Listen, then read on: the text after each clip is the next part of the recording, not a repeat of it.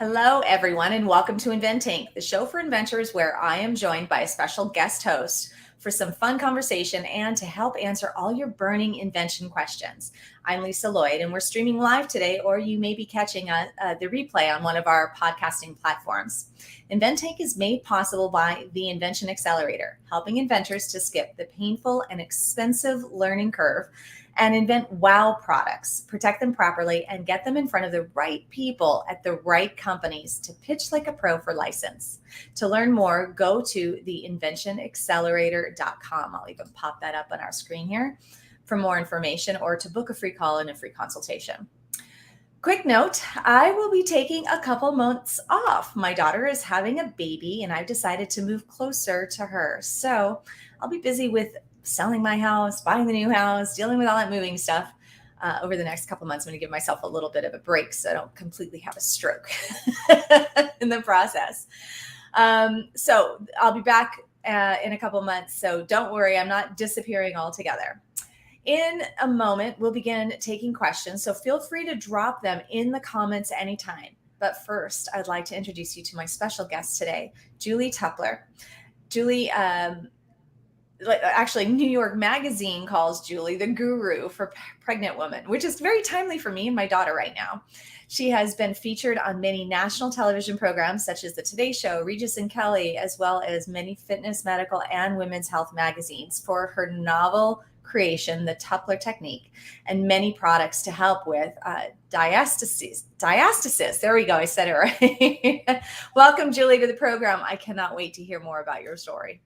And thank you so much for inviting me because this condition, which you have difficulty pronouncing and which everybody has difficulty pronouncing, is a condition that so many people have and just don't know it. Yes. Because they're not checked for it by their medical professional or fitness professional.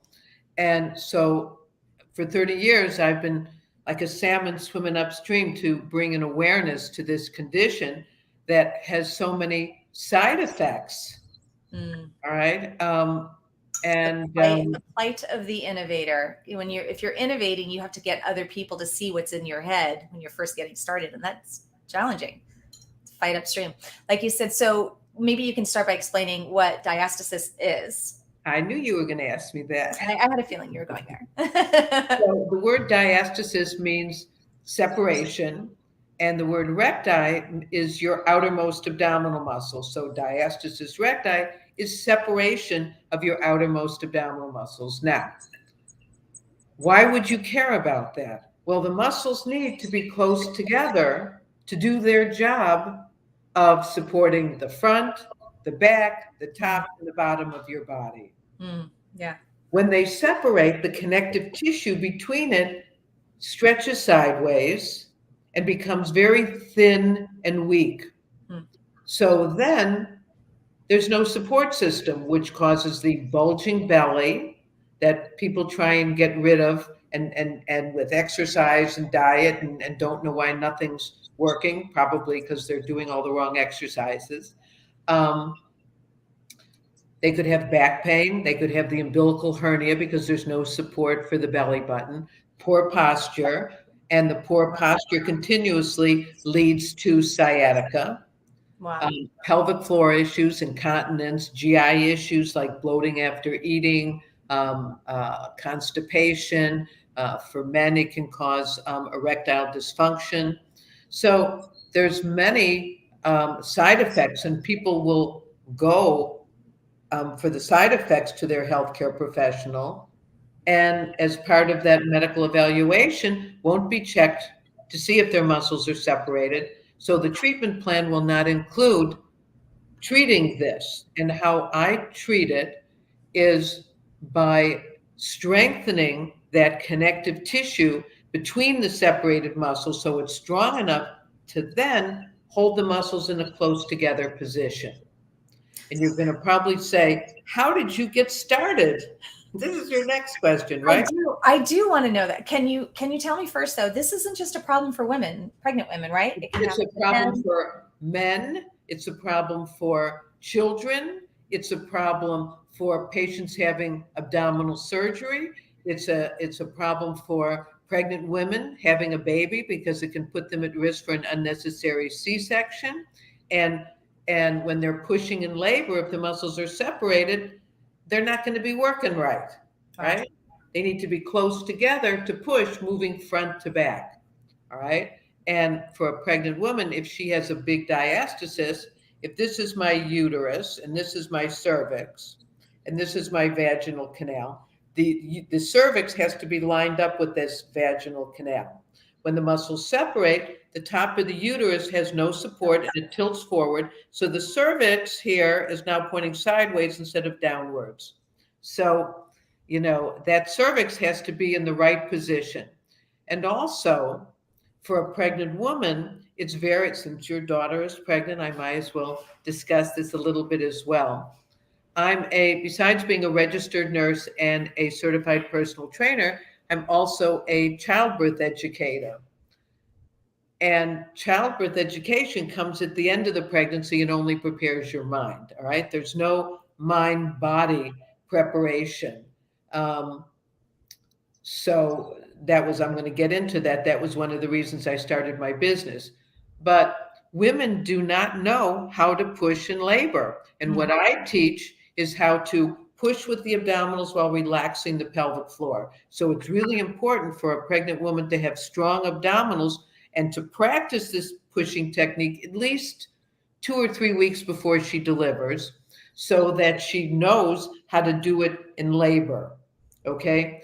When you push incorrectly, and then the nurses, because I've been at many births, and the nurses press down on the abdominals, which does nothing, okay, except separate the muscles even further.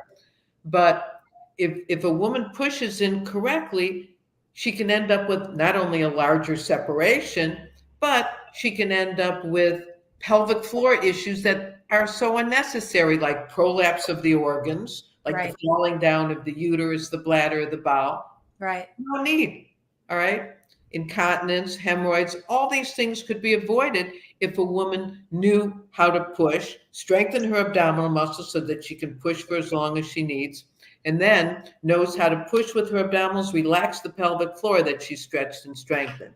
Okay. All right. This is what they need to learn to before they go into labor and So you observed this problem as a big problem, not just for pregnant women, but for children and people men who were going to have surgery, and you came up with the Tupler technique. Tell us about that. So I moved to New York in 1987, and I started teaching exercise. I actually became a fitness instructor and personal trainer because when I lived in New Orleans, I was taking a class and I thought the class was very dangerous. So I told the manager, and he sort of rolled his eyes at me and said, "Well, if you could do better." And I said, "Thank you." Better. You go, girl. Could. So I became a fitness instructor. And so when I was teaching at this health club, they said, "You're a nurse. Why don't you teach the prenatal class?" And nobody was doing prenatal in the late 80s, okay? Nobody. ACOG, the American College of Obstetricians and Gynecologists, had barely written their guidelines about exercising. So I had to really create this program from scratch. And what I learned, all right, when working with pregnant women, I saw this separation because when they would get up, you would see like a doming, like an alien bulge.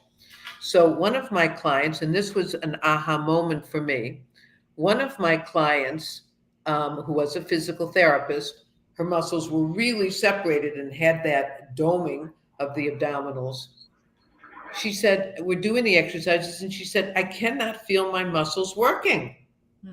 So what I did was I took a scarf and I pulled her two muscles together, all right? And I held it there and I said, "Okay, let's do the exercises now." And bingo, she felt the muscles working. So that was the start of my splinting. All right. So then I started with I had a 6-week program for pregnant women. I started my business in 1990. and it was called Maternal Fitness, Preparing Women for the Marathon of Labor and Motherhood. And so I had 6-week workshops, and we would check the diastasis in week 1 and week 6. And you know, I was using the splint to approximate the muscles, you know, just once a week in the class. I said, you know, if you're going to do the exercises at home, you know, hold that as well to keep the muscles in a close together position. So one of the physical therapists that was actually teaching my program at the time, I just thought I'd share your splint. Is that the same splint that you're talking about? That's the sleepwear one. That's okay. That's not really, it should be the black one. Okay. There's another one that's in black. This is the sleepwear. So anyway, where was I? I'm sorry. Yeah. So you came up with the device, the splint, to help pull it together. So they were splinting when they were doing the exercises. Okay. And just once a week or sometimes at home.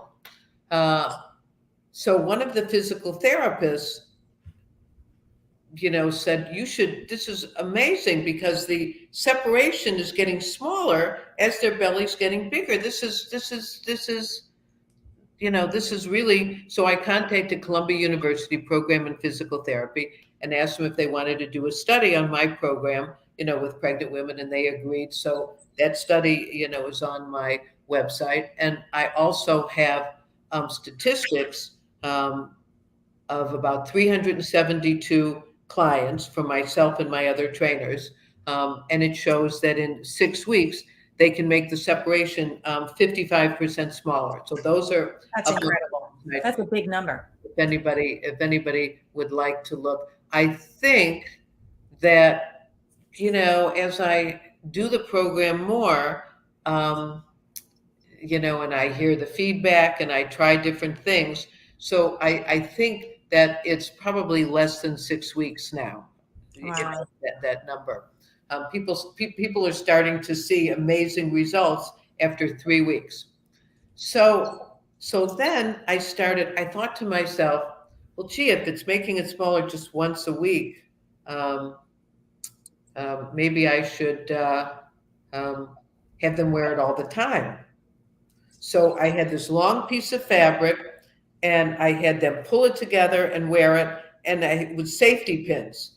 And one of my clients said, Julie, we've got to nix the safety pins because when I go travel, they think I'm a terrorist with this thing. So I started using Velcro. So I have had many different splints. But I wrote my first book in 1996. One of my clients said, you should write a book. I said, well, I'm not a writer. So she said, well, you get a co-writer. Bingo. That makes it. I said, all right. She says, go to this, you know, do this and this, and you can find a co-writer. So I found a co-writer, and she had a literary agent. But literary agents are easy to come by because I found my own literary agent for the next book. But the first book was in 1996 called Maternal Fitness, and I think it's still out there and on Amazon probably. And so then I came up with, that was in 1996, and then I came up with my first splint in 2000, the one that I said with the safety pins. Okay. And then I started like, well, okay, let me use Velcro. So I had a 2-arm splint, all right? But then there were issues, you know, like, you know, it wasn't enough coverage for people that were long-waisted, okay? So then I came up with a 3-arm one, all right? Still not enough coverage for some people and too much coverage for other people. So, and it would, because it was in between 2 sets of bones, it would move around. So we wanted them to wear it over a fitted undergarment. All right. So then I had the 2 model splints. Okay. And then I did a research study mid, mid 2000, maybe 2017, with a doctor in Beverly Hills with injecting platelets into the connective tissue to see if that sped up the healing, because my whole point was treating this connective tissue. All right. So by approximating it with wearing the splint, so I put the connective tissue in a narrow position. So that's the best position it heals. And I put the muscles close together because then they work in the right direction, front to back. If they're 4 fingers apart or more, they move side to side. And that's not the way your muscles are supposed to Not work. supposed to anyway. That's why you don't feel the muscles, Right. and they need to be close together. So that's what the So it's split. the combination of the exercise with the belt is what you're saying. Yeah, so you have to put it in the right position. And then when you do the exercises, this backward compression creates this microcurrent in the connective tissue, and that's what remodels it and heals it. And I got that information from Dr. Helene Langevin, a neurologist out of Vermont who studies connective tissue, and she talks about this compression mainly through exercise. But the muscles in the connective tissue have to be in the right position to be able to do that.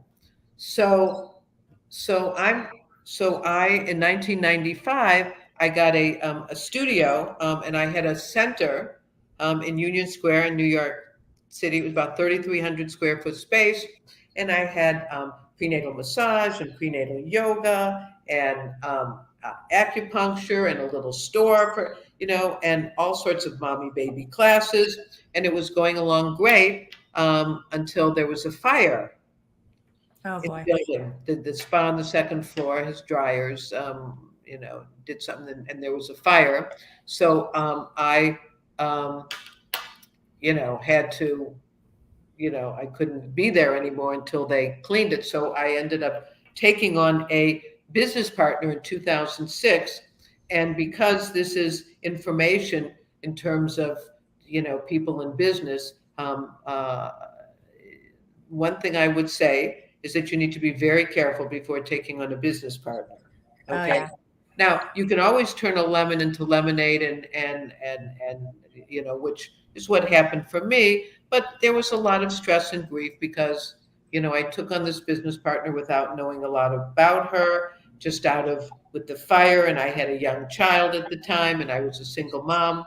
So you just need to really be careful because I took it on in 2006, and she took the business into the toilet, all right, and then tried to squeeze me out of the business and steal all my intellectual property. Oh boy. Now, did you have patents on your products? Well, I don't have, I have trademarks and stuff like that, but it was, in court, she raises her right hand and says that she wrote the Tupler technique. And you can't lose your sense of humor. So I said to my attorney, "You missed your line." And he goes, "Well, what do you mean?" I said, "You should have said that was so nice of you to name it after Julie." Right, exactly. That's exactly where my head went. So what happened was I wasn't able to use the name Maternal Fitness during the court. So I had to reinvent myself and come up with another name. And the other name that I came up with was Diastasis Rehab. So in 2009, I became Diastasis Rehab, and people were interested in my technique because they did it. A lot of professionals were interested because they did it personally and had such good results that they wanted to teach it. So I came up with a training program for them, and I started that in 2009. So you have the business teaching, it's basically service-based, but you also have these products that you've developed to support the services. I have lots of products. Yeah, exactly. 2 model splints, the one with the 2 arms, that's the short torso. I have the regular torso. And let me tell you something, I have had several different manufacturers, okay? And that's a process in itself, all right? Finding a manufacturer, a good manufacturer. I'll talk more about that in a moment also. And so I have those splints, and I keep on, I'm like Apple, I keep on updating it based on what my, clients say that they need and they want. So now I just came out with a couple of, maybe about a month ago with the tank top, but in black, and and I call it Together tummy wear. And we have the day wear and we have the sleepwear. And the only difference is that the sleepwear, the elastic is a little softer, so it's a little bit easier to sleep on. The elastic in the day wear is more dense and stronger.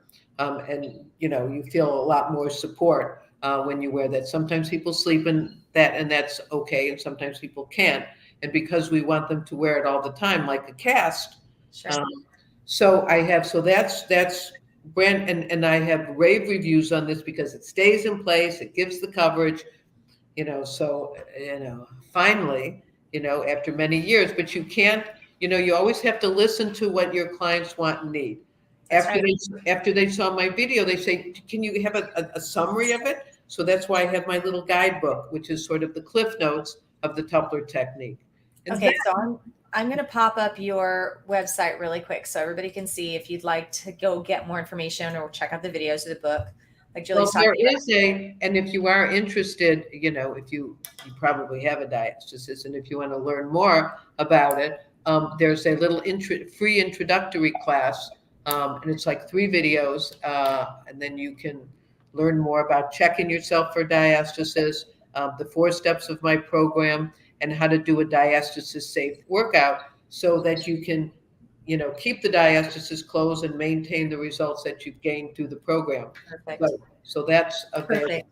So that website, for those of you who are just listening in and aren't watching us today, that website is diastasisrehab.com, Diastasis rehab, rehab.com. So I'll leave that up for a moment in case anybody wants to jot that down. They could do Tupler technique or Julie Tupler, and I think either Di Rehab, if they have trouble spelling that, direhab.com might go there as well. So you mentioned a couple of things that I'd love to dig into just a little bit more and unpack for our audience. In particular, you talked about getting studies done in the early days when someone suggested it. I get a lot of calls from inventors. I shouldn't say a lot, that's a relative number, but I definitely hear a number of people throughout the year who have medical related type, and they're not in the medical profession, and there may need to be an efficacy study. I'm not even talking about full-blown like FDA approval or anything, which is a whole nother conversation, but just efficacy type studies. What advice would you have for someone who might be facing that challenge? Well, I am a medical professional, so I can go to medical professionals. Probably the best people to go to, for a study or a medical supply company. They would, because they would probably be interested in looking at it and. But you mentioned going to a university when you were first getting started and you had a study done. Yeah, because I didn't even think about that, but the physical therapist said you should go to, because they're looking to, to do studies on different things. So depending upon what it is, they could reach out to a university, find out who's the head of the, especially the school. Because the school is doing, this was the school doing research project with their students. But then it was so popular that they got it published and, and all so that. How do you know who to call at a school to try and get all that, you can Google it and you can look to see, who the, instructors are, at the, who's head of the program, and they'll. So find the program that would be most relevant to the type of study you think you want to do. Mm-hmm. Contact that professor, instructor, whatever, and just ask them if they need. You have to do a little research, but you can find, if you want to, but I would recommend, going to the school, because they're always looking for different research studies for the students. That's good information. Very good. All right. So Adam Short says, nice medical innovation. Michael Harris, who is in the business, bringing in the medical device development world, being in it, I think is what he meant. I find this cast refreshing and intuitive. Thanks, Michael. Derek is asking, does the Tupler method work for older adults, 50 plus? Yes, my oldest client is 80 years old. And most of the men, 37% of the men, start in their 50s and up. And you would want to consider this before and after any type of major abdominal type surgery. Is that correct? Oh, I'm so glad you asked that question, because this is 50% of abdominal surgeries come undone. And the reason they come It's undone terrifying. is because it's involved with your abdominal muscles, and you use your abdominals with every move you make and with every breath you take. They prepare for shoulder surgery and knee surgery, but why is there no preparation for abdominal surgery when you use it? So after abdominal surgery, the doctors will say, don't lift anything over 5 pounds. So when I stand up, I'm lifting my whole body weight. Right. 5 pounds. So if I lift up and I don't know how to use my abdominal muscles, when I go up, what happens is the abdominals move forward and put force on the stitches. You keep on putting, it's like if you have a hem and you keep on putting force on the hem comes undone. Well, it's the same thing with the surgery. When they're stitching you, okay? And that's why it comes undone. So for my program, I have spoken at a couple of hernia conferences and say, it's not a better mesh. It's not a better suture. It's having your patient be responsible for knowing how to use their abdominals in the recovery process. Now, before the surgery, if you make the abdominals closer together, you don't have to use that much mesh. And everybody knows that the mesh can be a mess, okay? So if it's closer together, they don't have to use the mesh. They can just stitch the connective tissue. If you do my program strengthens the connective tissue. So stronger connective tissue is going to hold the stitches better. And then best of all, the patient will know how to use their abdominals in the recovery process to maintain the integrity of the sutures. I heard you say, and I love this, I think it's really valuable. You've come up with a technique, a methodology for helping with this through this exercise, but then you recognized from the demand from the consumer, which we call design thinking, when you invent or innovate with the end user in mind, it's design thinking, right? So you created products to support not just extra, let's try and make money doing this now. And you know what else we could do is this. It sounds like you were very conscientious about creating solutions that were going to have the efficacy. Well, the most important thing is listening to what your clients want. So they wanted like a summary. So I make the guidebook. They wanted, and then I saw with pregnant women that the arms weren't long enough. So I created extenders to make the arms of the splint longer, so that you could use it during pregnancy, or for people that were really big and my size didn't fit them, I could make the arms longer. So that was because of need. And then I created, and then this physical therapist out of Spain contacted me. She worked with diastasis with taping.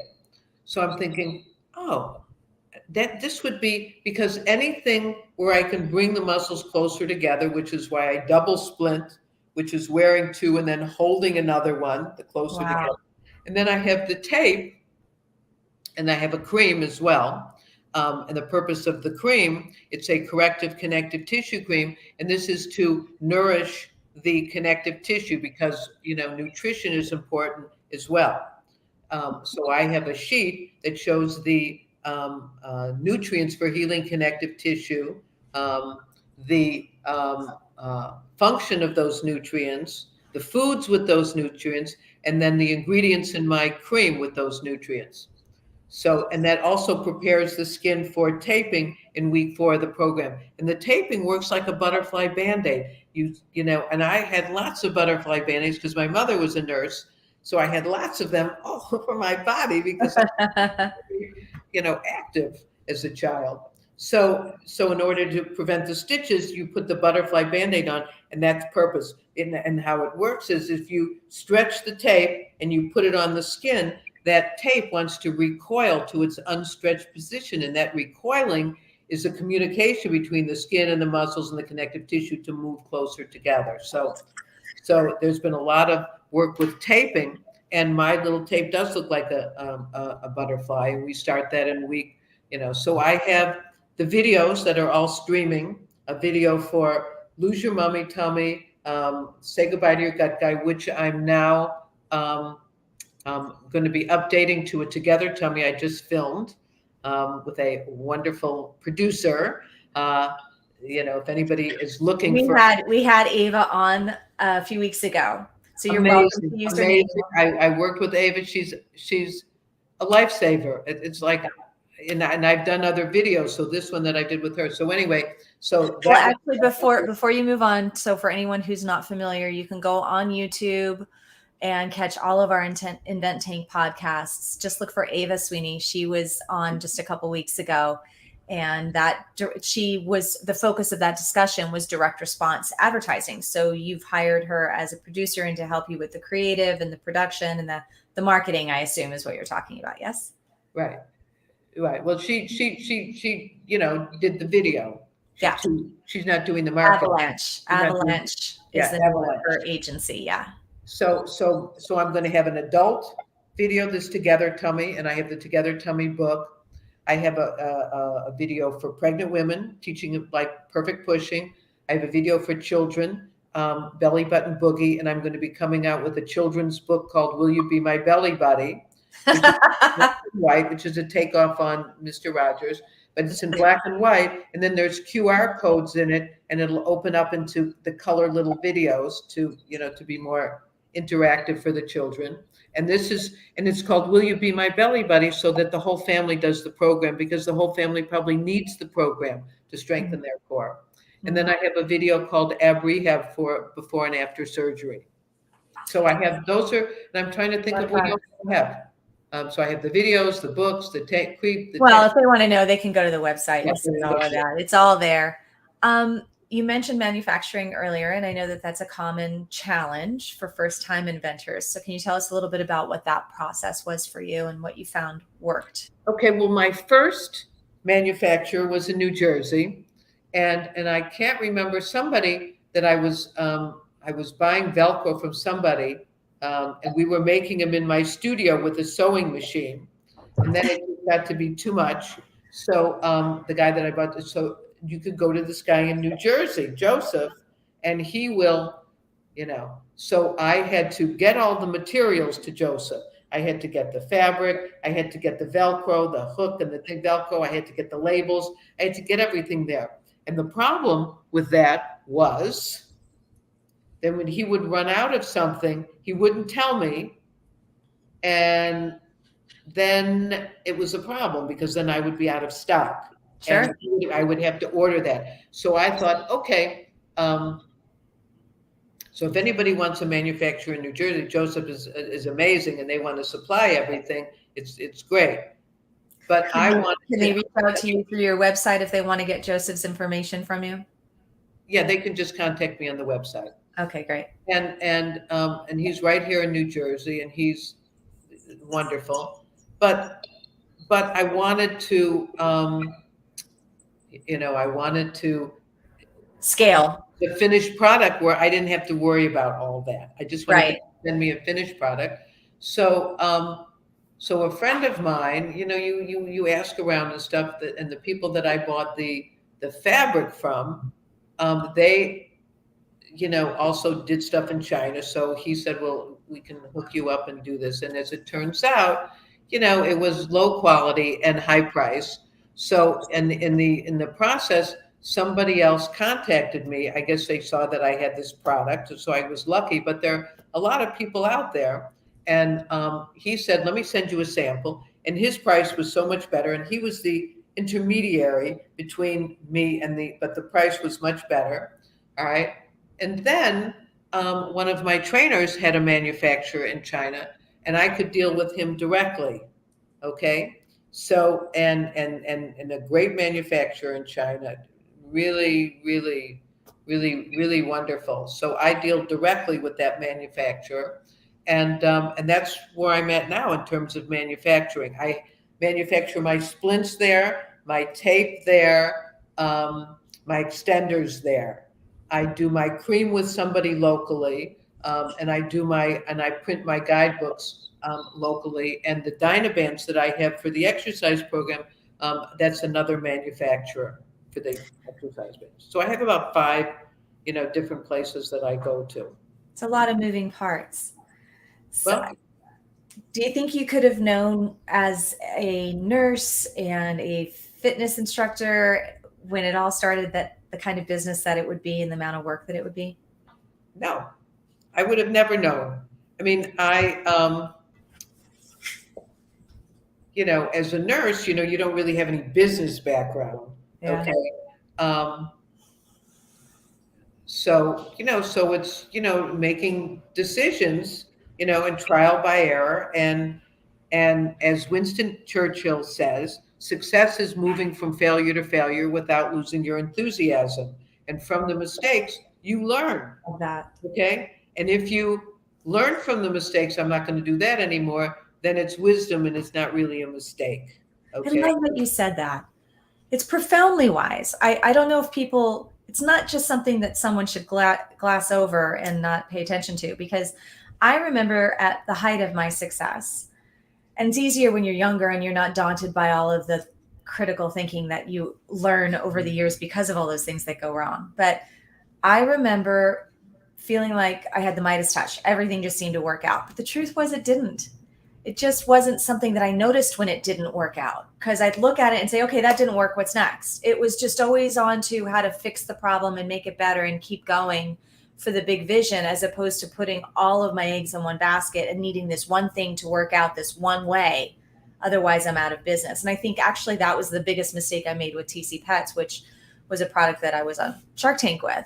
And even though I had a bunch of success, in the end, I ended up failing because I had just focused so much on having it work out one specific way. But you have to be nimble. No, you have to be, and there's always a way, and you just have to.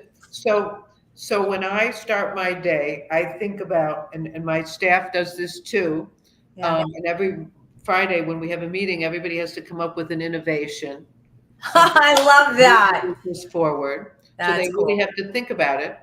And but everybody, all the people that work with me, they have to do a sheet, and it's an outcome sheet.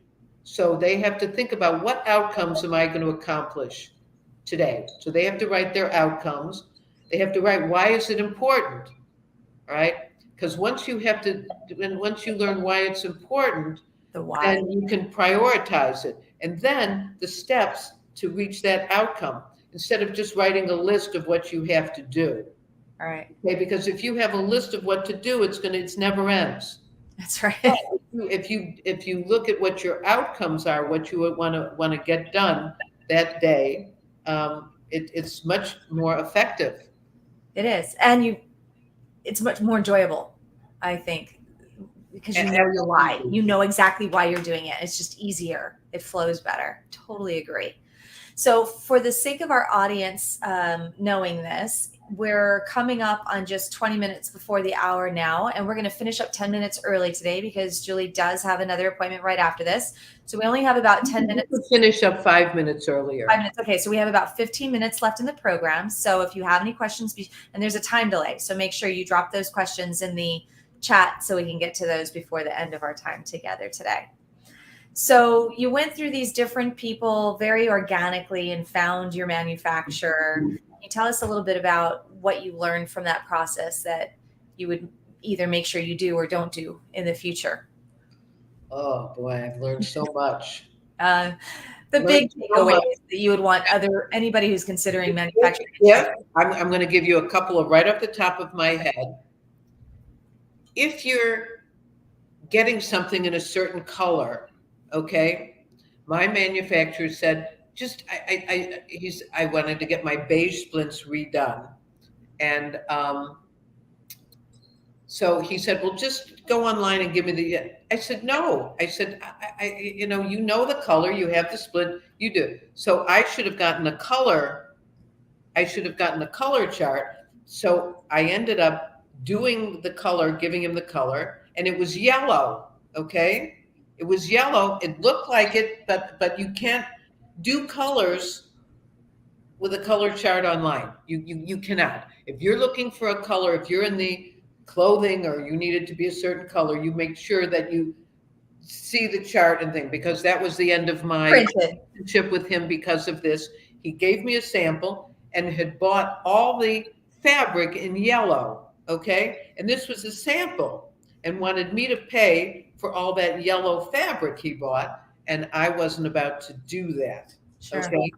Because I said, first of all, you know the color, and when you saw that, why would you buy the fabric if it's yellow instead of beige? Why would you do that? And he stuck to his guns, wanted me to pay for that, and it was just, I thought it was going to end up in a lawsuit. That's a good point.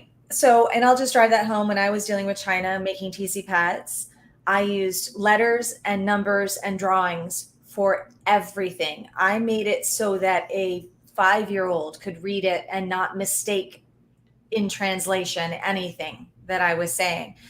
Just because clearly different culture, different first language, all of these things can fall apart, on top of the fact that it can fall apart with someone who does speak English as a first language. You know, go to a local engineer, you can have the same problem. So drawing with points and numbers and then explaining what all of this should be, this textile. And getting samples. So my other manufacturer in Los Angeles, he cost me a lot of money. I sent him the sample of the elastic I wanted. It was a heavy duty elastic.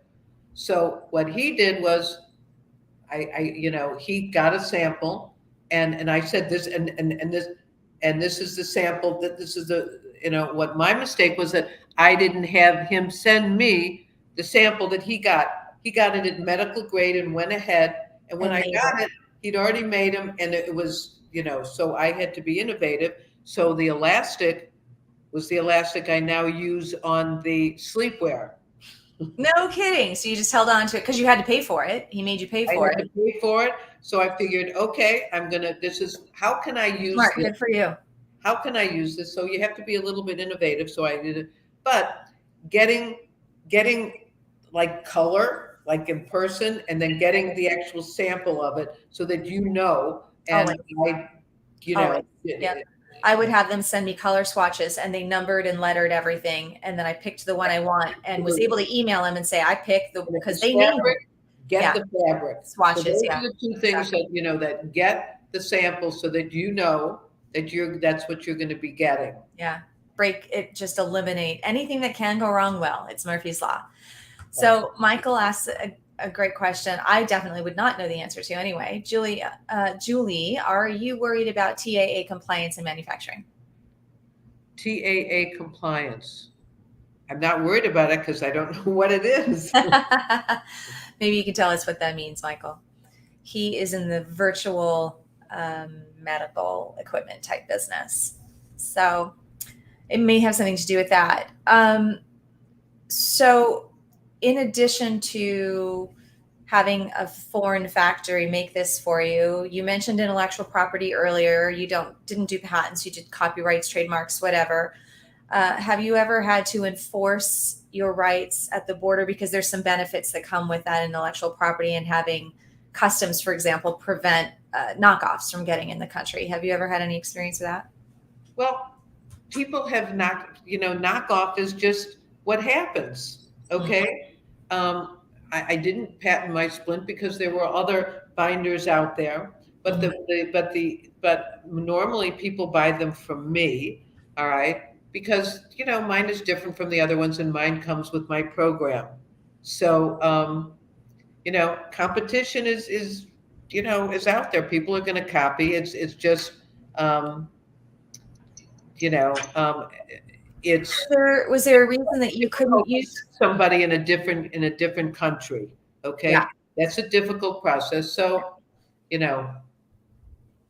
my name is, the Tupler technique is pretty well known because I have a lot of trainers, and then I have master trainers teaching it. So that brand, people are going to want to buy the brand.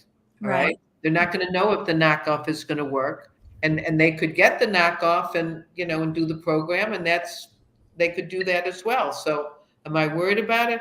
I'm not worried about it. No. When you were originally thinking about creating that splint device,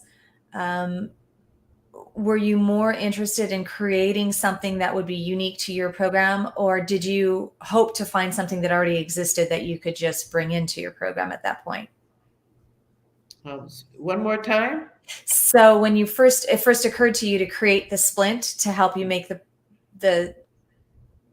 deliver the outcome that you were searching for or looking for, you had two options. One was to find something, because you just mentioned there's already splints out there, right? So why not just there wasn't anything that did what I wanted. Okay. And what was different about yours then? Well, mine is for approximation, bringing them closer together. The other binders that are out there are for compression, bringing it back to the spine, which is what I want the transverse muscle to be after you strengthen it. The other thing that I invented that I didn't mention is I have a diastometer to measure the distance in centimeters of the separation, and to measure the condition of the connective tissue. I have a little finger cowl.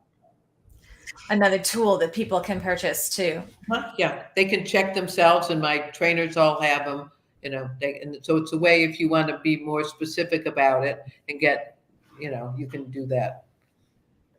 So what would you say was the biggest lesson, one or two lessons that you've learned over the years? Well, number one, the biggest lesson is be really careful with getting a business partner. Okay. And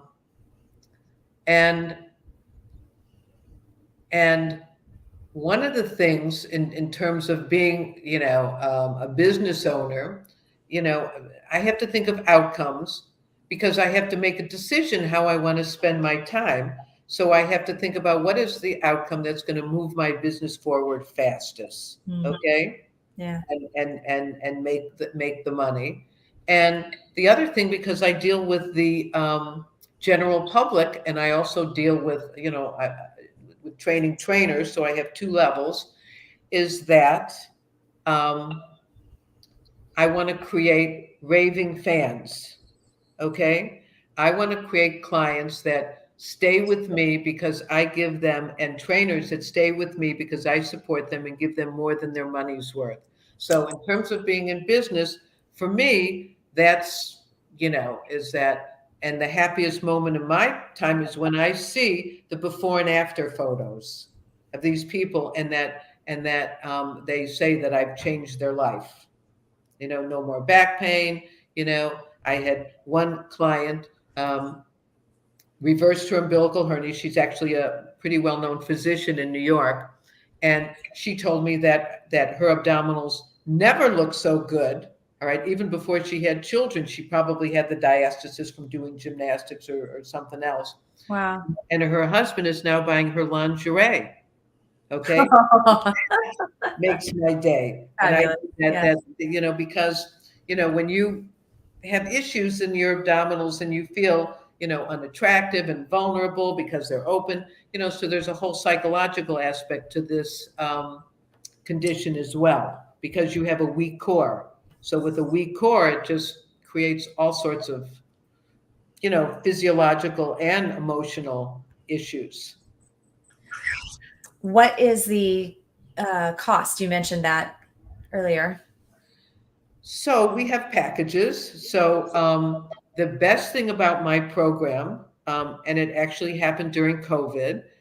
So, everybody has something good that happened in COVID. And my thing that was good, I have an online support program. And what I was doing, which it has weekly videos, weekly tips, a Facebook group. But the most important thing was getting their questions answered. Okay. And people, want to do stuff remotely with the price of gas and stuff like that. So I was doing a live webinar for them once a month. So I thought, I'm in COVID. I'm going to do it once a week. Okay. And bingo, that was it. Now, my online support program, once you're signed up for it, there's no expiration date, because, my program progresses over 18 weeks, but you might not have closed it in 18 weeks. So I want people to know that they have a home away from home. And every week I do these live webinars that are recorded and posted on the online. So, so if they have questions and they can't make the live, they can send the questions in the morning. And so my clients feel very supported. So we have a basic package. We have a basic plus. What's it start? What do the programs start at? Pardon me? The program, what does it start at, the starting price? And then I assume it goes just a couple $100 because you have to get the totally affordable for somebody to have a brand new stomach. It's very affordable. And if people have issues, with that price, we can always come up with a special package for them. Because your passion is really in the results, not in the money. My passion is really in the results. Okay. Yeah. And I'm hoping before I leave this planet that every belly gets checked for a diastasis, and it's part of any medical or fitness evaluation. That is my ultimate dream. I will hope that with you and for you. John said, great answer, Julie. Always give more than the money's worth is a great business strategy. I think we all agree with you. So you mentioned earlier that Ava's helping you. You're going to start doing some direct response. Can you talk to us a little bit about what you're learning from that? If someone was thinking about doing their own commercial and marketing kind of that way, with their invention, what advice would you have for someone? I know you're in the early stages of this, so you're probably still figuring some of that out yourself. Well, I'm looking to have a podcast and have speakers, just because I like talking and interviewing people and it's fun. And being on podcasts like this and sharing, I think is a really wonderful way to promote your invention and your product is being on, because podcasts, people that do the podcast, they're always looking for people to be on their podcast. Yeah, definitely. I know. But more specifically, she's doing a commercial that will be a call to action for people to immediately order or book. Oh, well, she did the commercial with Time Life. Okay, that's right. Can you tell us a little bit more about that? Okay, so Time Life did an infomercial, and Ava produced it, and that's where I met her and saw her skills and wanted her to do the video for me, because I needed mine updated because I had this new product. Yeah. And they were promoting, it was Julie's Better Belly, and they were promoting this. So they promoted it, and the infomercial ran for about 3 months. And, I got a bunch more clients that are on my online support program that are doing the program. And, and anytime you're, have that, that the goal is, to get the awareness out about this condition. Mm-hmm. Right? Goal is always to get the word out, right? Get people to pick up the phone or go to their computer. I'm talking to Verizon. How many children do you have? Whoever it is. Oh my gosh, that's hilarious. All right, so we're coming up here. We have to wrap up in just a couple minutes. Just some basic housekeeping. Again, if you have any last second questions here, please get them in right away. I just want to remind everybody that I have to take a couple months off because my daughter is having this baby. So you and I shall talk about that as well. I'd like to support you in supporting her. I would love that. I ended up getting, a true confession here, a mini tummy tuck a few years ago because I didn't get the lipo. I didn't get anything else. I just got the bottom part sewn back together because I could literally feel everything falling down because of 3 children. And it was awful and awkward and painful. And if I had known back then about this as thoroughly, I kind of saw it as I was doing research alternatives to surgery because that was my preference. But I didn't understand it well enough to make an intelligent decision. Well, I have to say that so many people come to me that have had a total tummy tuck where you have a scar from hip bone to hip bone. One of my physical therapists that teaches in the city had a tummy tuck and the stitches totally came undone. So she did my program to, to bring it back together. So if people are having the tummy tuck, they need to do my program before so they know how to maintain the integrity of the sutures, or so that they see that they don't really need it after doing my program. They just tied up the bottom half, the top half, everything above the belly they didn't touch. It was just below the belly button. So then you need to do the program with your daughter. I think that's actually where I was going. I think I want to. So yes, let's talk. And everybody got to hear about that. John, thank you so much for the congrats on my daughter. I'm excited about it too. And I'm afraid that's all the time that we have today. So I've got to wrap things up. Thank you, Julie, very much for taking the time out of your busy schedule. Thank you for having me. As I said, I love talking about this and bringing an awareness to people. I love your positive outlook, and what stood out most today was just keep focusing on iterating and pivoting or doing what I have to do to find the answers to keep going and not giving up. That was really valuable to me. So special thanks also to the Invention Accelerator for making this program possible. If you've enjoyed the show today, please help us get the word out. Just tell people about InvenTank. You can also go to youtube.com/InvenTank if you want to catch any of the replays, or possibly on your favorite podcasting platform. In the meantime, you all have a wonderful rest of the week. Julie, thanks again. Bye, everyone. We'll see you in a few weeks. Well, a couple months. I'll